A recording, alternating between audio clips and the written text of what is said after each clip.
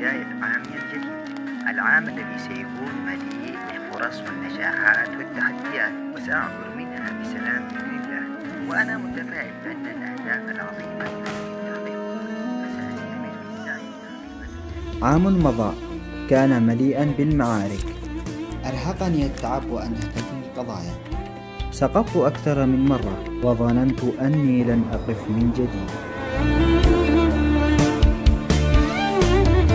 لكن السقوط لم يكن النهاية، كان بداية جديدة. علمني السقوط أن القوة ليست في الطريق السهل، القوة في أن تنهض وإن كنت منهكا. واليوم مع إشراقة يوم جديد لا أحتفل بعام مضى، بل أحتفل بعام زادني قوة، أحتفل بانتصاري على اليأس وعلى نفسي وعلى من خذلني. فكل عام جديد وولادة جديدة. أما عن القادم ليس وعد، ولكنه فرصة جديدة أستحقها إذا كتب الله لي الحياة.